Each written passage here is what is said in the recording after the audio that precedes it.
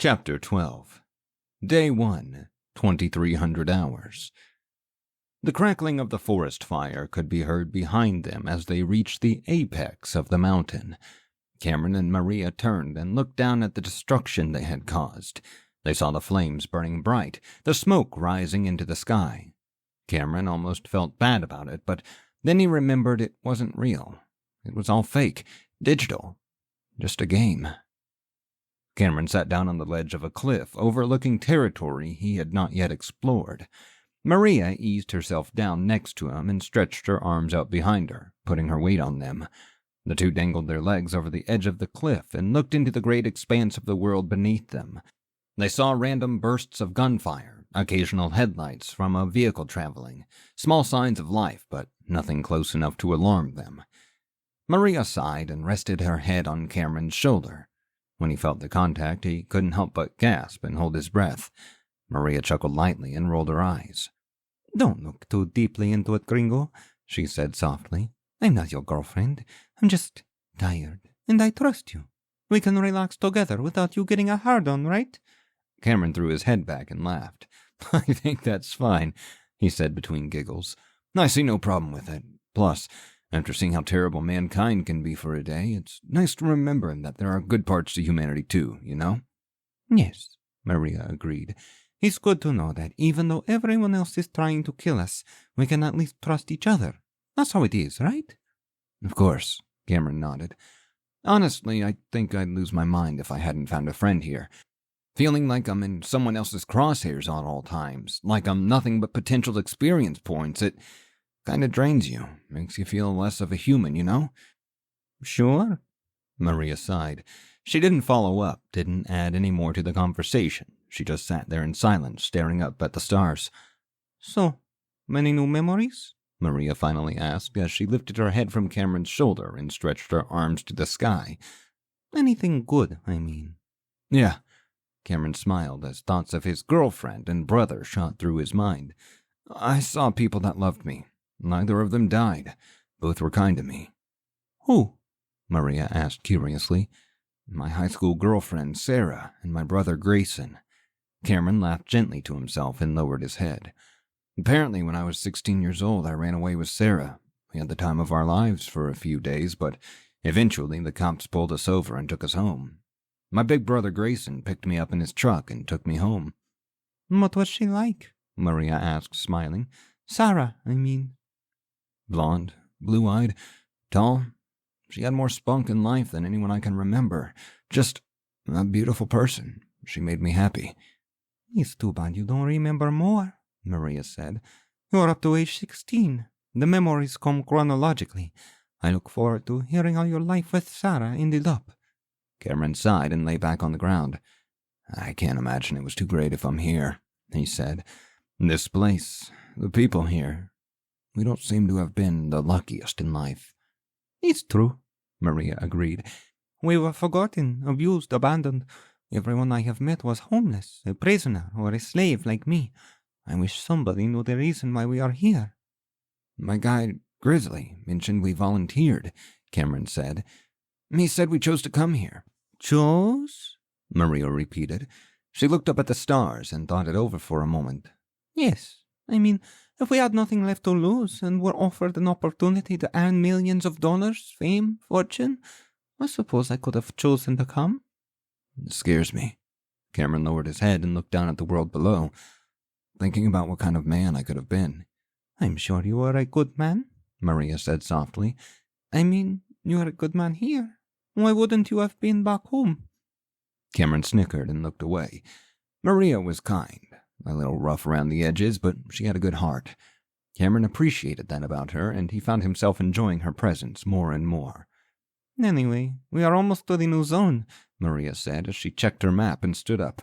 "I think once we make our way down this mountain and into the plains below, we will be there. The cover of night should protect us. Plus, I have a new ability that lets me see other players in the dark." "Oh, that should be handy," Cameron commented. "My newest skill is fire augment." "I imagine that will serve you well," Maria said with a tone that suggested she wasn't actually interested. "You ready?" "Yeah," Cameron nodded. The sooner we get down there, the sooner we can find a place to rest. Then I can play with my nuts a little bit." "Oh, not with me around, you creep," Maria playfully declared, feigning disgust. Both of them laughed, and Maria led the way down the mountain and toward the valley beneath them. The journey down was quick, thanks to Maria's night vision ability. She guided Cameron down the steep landscape.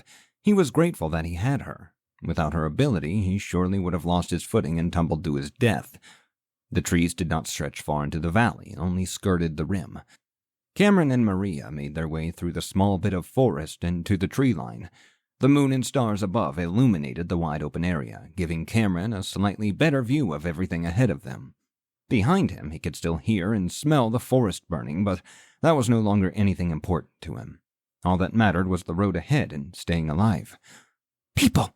Maria suddenly and harshly whispered as her hand snapped out and pressed firmly against Cameron's chest. "I see them. 2 parties converging on each other. It doesn't look like they have seen each other yet." "Shit," Cameron sighed. "Have they seen us?" "If they did, we'd be fucked," Maria replied, not turning her head. The two kept silent, and Maria slowly eased them forward. The duo tiptoed along the tree line, trying to keep cover behind the trees in hopes that they wouldn't be spotted by either of the party's hunters. Cameron could only surmise that the other hunters could possibly have the same abilities as Maria. "I think they see each other," Maria whispered. "They are running now. I see them building walls, taking defensive positions." The sound of gunfire suddenly erupted, and Maria ducked. Cameron followed suit, and the valley suddenly turned into a war zone. "Get down!" Cameron heard a voice scream from a couple 100 yards ahead of them. "Take them out!" Maria grabbed Cameron's wrist and squeezed tight as she watched the two parties fight. She seemed mystified by the engagement, unable to look away. "A couple are knocked," Maria whispered. "But they keep building defensive structures, small walls, short towers, and ramps. They're really digging in." "Hey, look!" Cameron nearly shouted as he pulled on Maria. "Over there! A truck!" Maria turned away from the fight and looked in the direction Cameron was pointing. She grinned as she spotted the white regular cab 4x4 and then glanced over at her companion. "Look at you," Maria smiled playfully, "being all useful and shit." She tightened her grasp on Cameron's wrist and dragged him toward the truck. "Come on," she urged him. "We can take over inside."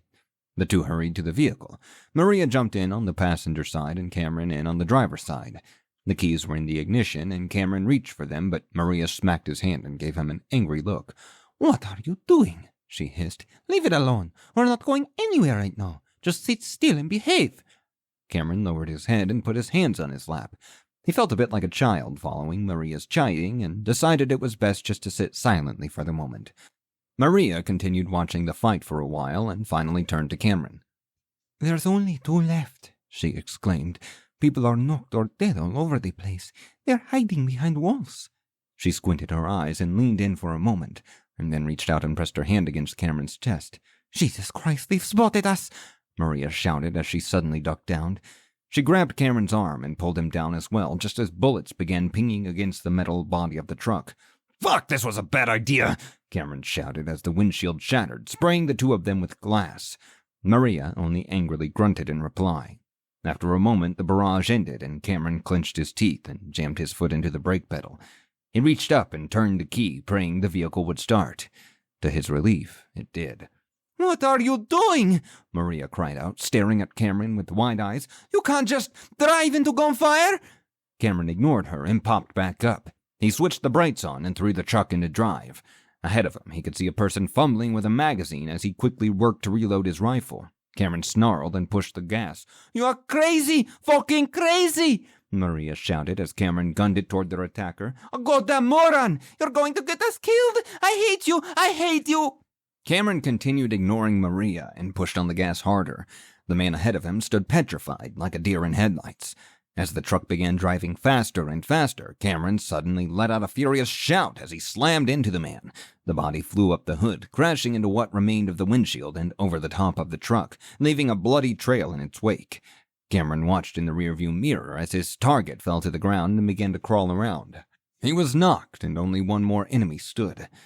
Cameron slammed on the brakes, rapidly turning the wheel and spinning the vehicle 90 degrees toward the final enemy. Bullets pinged into the crumpled hood, and Maria ducked down again, but Cameron was resolved to finish what he started. Adrenaline shot through his body as he hit the gas again, the truck flying toward the wall that the target hid behind. As they came closer and closer, Maria screamed louder and louder until finally they crashed through the wooden wall, mowing over their opponent and killing him in the process. Cameron whooped loudly, laughing as he turned toward a furious-looking Maria. Player, hero, killed. Level 8, plus 800 experience. Listen here, Kansas boy, Maria snapped between her fearful panting. If you do something like that again, I will fucking kill you myself. Lighten up, Mexico. Cameron smiled and let out a large breath. I just saved our lives. Bitch, you nearly killed us, Maria shouted. Cameron looked over at her with a shit-eating grin and a body full of adrenaline and threw the truck in reverse. Maria raised her eyebrows as Cameron hit the gas and spun the wheel. He plowed over one of the knocked players, killing him. Player, Zane, killed. Level 6, plus 150 experience. You've lost your fucking mind, gringo. Maria rolled her eyes and slumped in her seat.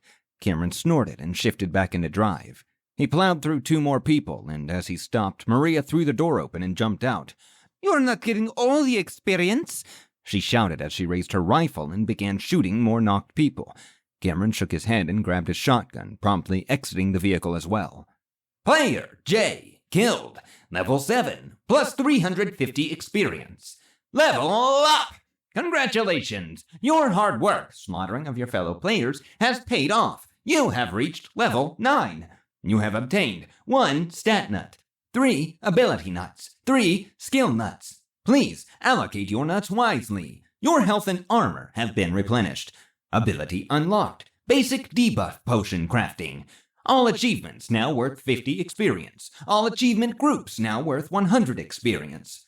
Player, Harley, killed. Level 9, plus 900 experience. Achievement unlocked. A lovely day to mow. Congratulations! You have killed a character with a vehicle, plus 50 experience. Maria darted from person to person, shooting them as she ran. Cameron, while quick due to his elevated dexterity, was nowhere near as fast as Maria. Eventually, he gave up trying and watched as she executed the remainder of the knocked players and then marched up to him with a proud look on her face. Level 9, cowboy, she declared with a wide smile. Looks like we're neck and neck, eh? Looks like it, Cameron snorted as he relaxed his shotgun and shook his head. He looked from the truck to Maria and then back again and snorted. All right, he declared as he stepped back toward the vehicle. Help me clean the glass off the seat here and let's find a place to rest. Their adrenaline levels had peaked and Cameron felt a strong surge of energy. He looked at Maria, who was almost bouncing in place. After looking at the truck and then back to Cameron, she shook her head and grabbed him by the back of the arm. I have a better idea, she said as she dragged him to the bed of the truck. She dropped the tailgate and Cameron gave her a puzzled look. She snorted at the clueless idiot and pressed her lips against his, directing his hands to her hips and seating herself on the tailgate. Oh, Cameron said as he pulled back for air. I thought you told me not to touch you. That's right, Maria said as she pulled his face back into hers. I do the touching. She pushed Cameron down onto the bed of the truck and climbed up on top of him. The two stared at each other for a moment, and then Cameron awkwardly started to pull his armor off. Hurry up, Maria shouted. We don't have all night. What about the loot? Cameron asked. What about Bernard?